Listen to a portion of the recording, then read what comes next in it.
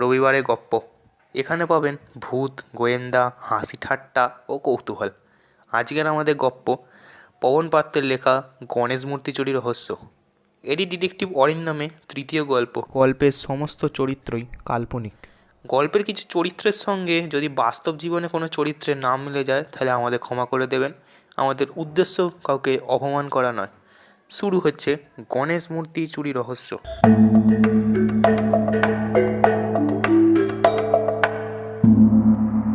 আমাকে বোধহয় আপনাদেরই সবারই মনে আছে। আমি পার্থ, ডিটেকটিভ অরিন্দম দাসের সাগরেদ। গোবিন্দধারার বাড়িতে আংটি চুরির কেসটা সমাধান করে আমাদেরই নামডাক হয়েছে। পুজো শেষ হলো কিছুদিন আগেই। পুজোতে কোনো কেস পায়নি অরিন্দম। অবশ্য এক প্রকার ভালোই, কারণ পুজোতে কোনো খারাপ কিছু আমার ভালো লাগে না। এসব কথা ভাবছি, এমন সময় কলিং বেলটা বেজে উঠল। আমি গিয়ে দরজাটা খুলে দিলাম। আগন্তুককে দেখে আমি প্রশ্নটা করে উঠলাম, ঠিক চিনতে পারলাম না তো। আরে পার্থ, আগে ওনাকে ভিতরে আসতে দাও। আচ্ছা, আসুন, বসুন।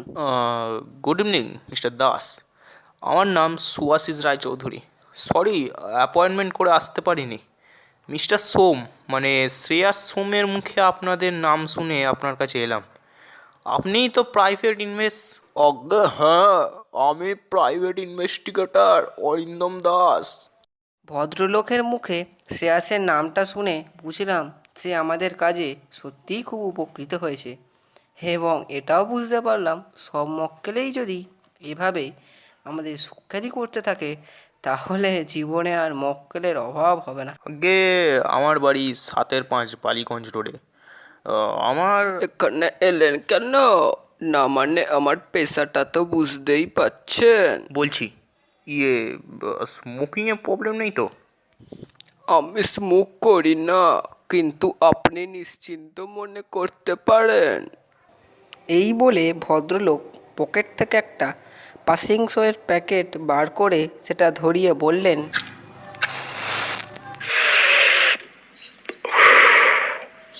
আমাদের বাড়িতে একটা চুরি হয়েছে, সোনার গণেশ মূর্তি, যার মাথায় একটি মুকুট, সেটি হীরের তৈরি, এবং মুকুটটি 5টি মূল্যবান রত্ন খোদাই করে বসানো, যথা মাঝখানে একটি সোনালি স্টোন, বাঁদিকে সাফায়ার রুবি এবং ডান দিকে এমারেল্ড এবং নীলকান্ত মণি। মূর্তিটা ছিল ঠাকুর ঘরে। কাল রাতেই ঠাকুর ঘর থেকে সেটা চুরি হয়েছে। আমরা কেউই টের পাইনি। মূর্তিটার উচ্চতা প্রায় 10 ইঞ্চি, দাম তাও 50 লাখে গিয়ে ঠেকবে। মূর্তিটা আমার ঠাকুরদার আমলে। খুলনায় জমিদারি ছিল আমাদের। বাবার সময় আমরা বাংলাদেশ থেকে চলে আসি ভারতে।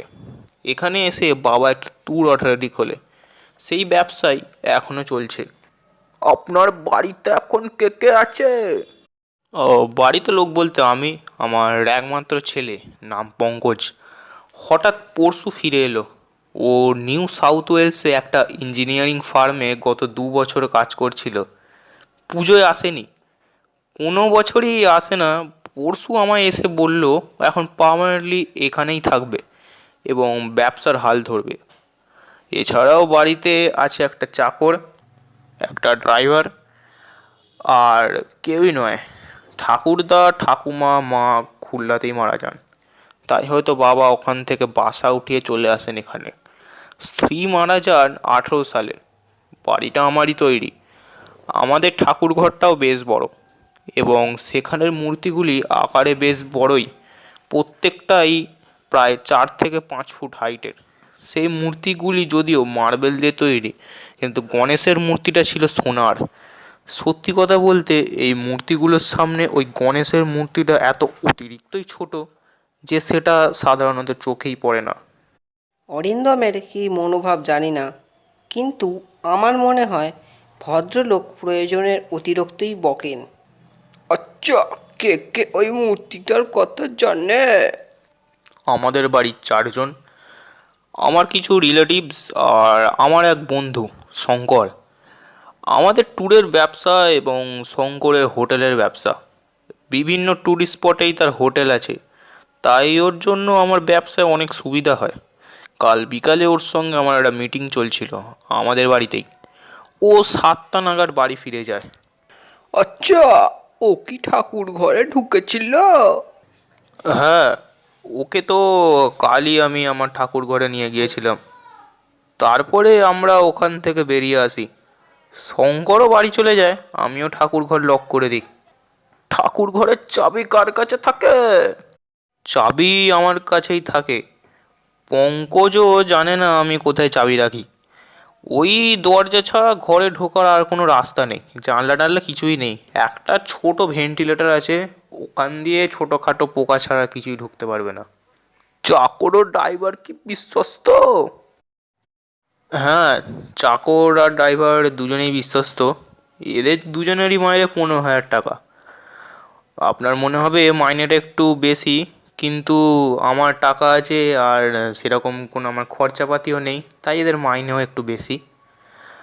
এদের টাকার সেরকম কোনো অভাব নেই যেরকম এরা মাইনে পায়। আর আমি বিশ্বাস করি না যে এরা চুরি করেছে। তাছাড়া শঙ্করই বা কেন চুরি করতে যাবে, আর পঙ্কজই বা কেন চুরি করবে? সে তো আমার সব সম্পত্তির উত্তরাধিকার।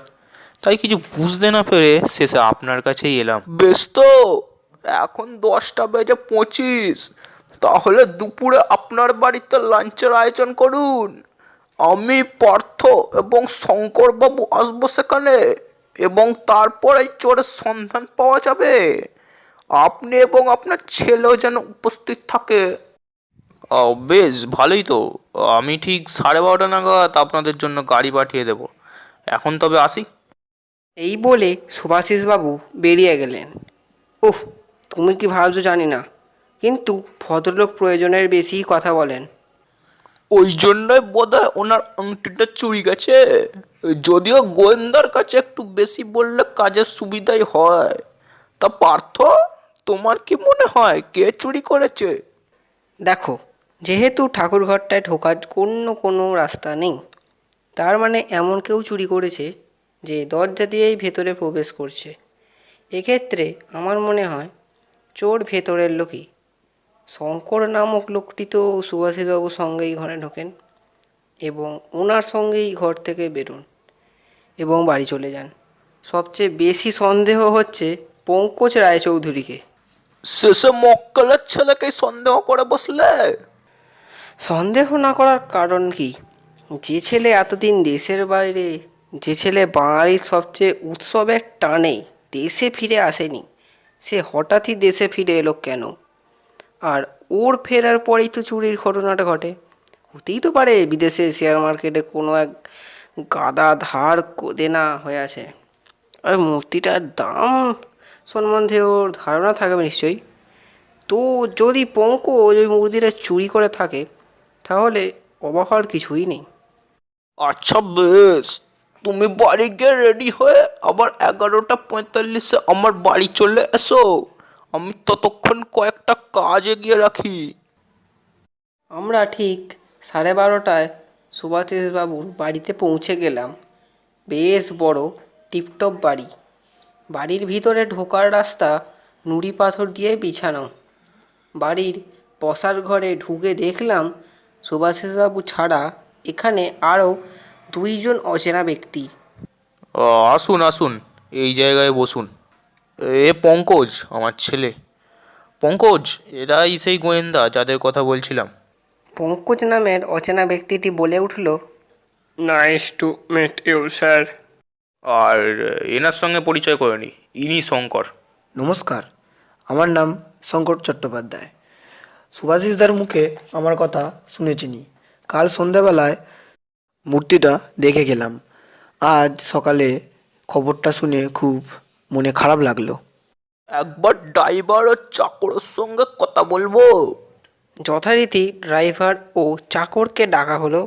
তারা একটাই উত্তর দিল, আজ্ঞে বাবু, সত্যি বলছি বাবু, অনেক দিন ধরে এই বাড়িতে কাজ করছি, কিন্তু আমি চুরি করিনি, বিশ্বাস করুন, আমি চুরি করিনি। সুতরাং রইল পড়ে 2জন, শঙ্কর ও পঙ্কজ। আজ্ঞা শঙ্করবাবু, আপনি কালে বাড়িতে কটায় আসেন? আমি কাল 5:30টায় আসি এবং 7টায় বাড়ি যাই। ঠাকুর ঘরের মূর্তিটা দেখতে যাই 6:45 তারপর সুভাষিসদার একটা ডেলিভারি আসে, তারপরে আমি বাড়ি চলে যাই। ডেলিভারিটা কোত্থেকে আসে? মিশো থেকে না অ্যামাজন থেকে? আরে কী সব বলছি, ছাড়ুন। পঙ্কজবাবু, কাল আপনি কি করছিলেন যখন চুরি হয়? আমি কাল দুপুর থেকেই পার্টিতে ব্যস্ত ছিলাম, বাড়ি ফিরি রাত 10টায়। আর সুভাষিস বাবু, আপনি বা কখন ঠাকুর ঘর বন্ধ করেন? ও, শঙ্কর যাওয়ার পরই, মানে 7টার সময়। অর্থাৎ চুরিটা কাল সন্ধ্যা 7টার মধ্যেই হয়েছে। আমি একবার ঠাকুর ঘরটা দেখতে চাই। সুভাষিসবাবু অরিন্দমকে ঠাকুরঘরটা দেখিয়ে দিলেন এবং সে ঠাকুরঘরে ঢুকলো এবং বেরোলো ঠিক 5 মিনিট পরে। লাঞ্চটা আগে সেরে ফেলি, তারপর বলছি কে চোর। আমরা সবাই আতঙ্ক, উদ্বেগ, ভয়, উত্তেজনা নিশ্চিত এক অনুভব নিয়ে খেতে বসলাম। হ্যাঁ, এত তাড়াতাড়ি চোরের হদিস পেয়ে গেল? কি করে ভাই এটা? পাগল নাকি? খাওয়া শেষ হলো 2টোর সময়। এবার রহস্য উদ্ঘাটনের সময়। একজন ছেলে যে কি দুর্গাপূজায় পর্যন্ত দেশে ফেরেনি, একজন বাঙালি হয়ে সে হঠাৎই পরশুদিন দেশে ফিরে এলো, এবং তাও আবার ছুটি কাটাতে নয়, পার্মানেন্টলি দেশে থাকার জন্য। যেখানে এখন ছেলেরা দেশের বাইরে চলে যাচ্ছে কাজের জন্য, সেখানে বিদেশে একটা ইঞ্জিনিয়ারিং ফার্মে কাজ করা সত্ত্বেও সেই কাজ ছেড়ে পঙ্কজবাবু দেশে চলে আসাটা অস্বাভাবিক নয় কি? অবশ্য যদি পঙ্কজবাবুর বিদেশে অনেক টাকা লোন হয়ে থাকে বা রেসের মাঠে অনেক টাকা ধার হয়ে থাকে, তাহলে তার দেশে ফিরে আসাটা মোটেই অস্বাভাবিক নয়। কি পঙ্কজবাবু, কি ভুল বললাম নাকি? হ্যাঁ, মানে কিন্তু কিন্তু আমি তো পঙ্কজ, ছি ছি ছি ছি ছি ছি, শেষে তুমি আমার শিক্ষার এই দাম দিলে। যদি তোমার টাকারই প্রয়োজন হতো তাহলে একবার মুখ ফুটে বলতেই তো পারতে, শেষে চুরি। ওর ওপর অযথা রাগ করবেন না সুভাষিস বাবু, আসলে ও চোর নয়, কিন্তু ও চুরির উদ্দেশ্য নিয়ে এ বাড়িতে ঢুকেছিল। তবে কে চোর? প্রথমে কেদারনাথে একটি আন্ডার কনস্ট্রাকশন হোটেলে ভেসে যায় হরপা বানে, তারপর কাশ্মীরের একটি গেস্ট হাউস জঙ্গিরা পুড়িয়ে দেয়, দেওঘরে একটি অফবিট প্লেসের হোটেলও চলছে না, অর্থাৎ ভদ্রলোক লসে রান করছেন, অথচ তার বন্ধুর ব্যবসা ফুলে ফেপে চলছে, এবং বন্ধুর বাড়িতে একটা অত দামি মূর্তি দেখে বোধহয় লোভটা সামলাতে পারেননি। এসব কি? সব মিথ্যা, সব মিথ্যা। আমি চুরি করবো কি করে? সুভাষিস দা আমার সাথে সবসময় ছিল। আবার শঙ্করবাবু, আপনি এত উত্তেজিত হচ্ছেন কেন? আমি তো আপনার নাম নিইনি। যাই হোক, আপনি নিজের মুখেই বলেছেন কাল সন্ধ্যায় যখন আপনারা ঠাকুর ঘরে ছিলেন তখন সুভাষিস বাবুর একটা ডেলিভারি আসে।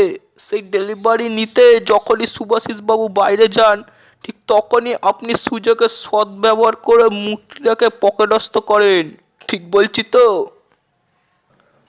প্রমাণ কোথায়? আমি কারোর মুখের কথা বিশ্বাস করি না। যা তা বললেই হলো, আমি চুরি করিনি।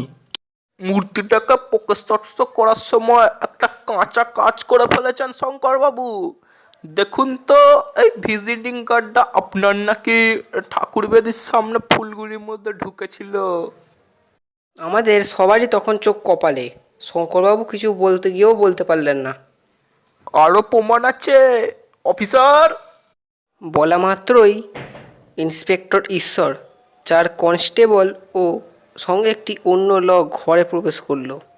সেই অচেনা লোকটি বলে উঠল, हाँ हाँ অফিসার, এই আদমি কাল মেরে দোকান মে আসিয়া ছিল। ও একটা আন্তিক মূর্তি দেখাইলো, ওটার দাম 75 লাখ। ও তখন উতনা টাকা নেই থা, তো আমি বললাম visit here after 2 days, I will arrange the money. Sir, he deal with us, না সাইনও আমার নোটবুকে আছে। আশা করছি আর কোনো প্রমাণ চাই না, এখন বলে ফেলুন মূর্তিটা কোথায়। হ্যাঁ, মানে আমার বাড়িতেই আছে মূর্তিটা। আরও কিছু বলতে গিয়ে বলতে পারলেন না শঙ্করবাবু। তারপর তিনি বাধ্য ছেলের মতো ইন্সপেক্টরের সাথে চলে গেলেন। আপনাদের কি বলে যে ধন্যবাদ দিই বুঝতে পারছি না। আপনারা শঙ্কর ও পঙ্কজ দুজনেই পর্দা ফাঁস করলেন। পঙ্কজের যে চুরির উদ্দেশ্য নিয়ে, ছি, সেসব কথা থাক। আপনাদের পারিশ্রমিক? স্যার, আপনি যা ভালো বোঝেন। সুভাষিসবাবু যে পারিশ্রমিক দিলেন তা যথেষ্টই বেশি। তার ওপর ট্যুর অথরিটির মালিকের স্পেশালভাবে ব্যবস্থা করে দেওয়ার জন্য আমরা এখন পুরীর দ্বারা আইসক্রিম খাচ্ছি। শেষ হলো পবন পাত্রের লেখা অরিন্দম সিরিজের তৃতীয় গল্প, গণেশ মূর্তি চুরি রহস্য।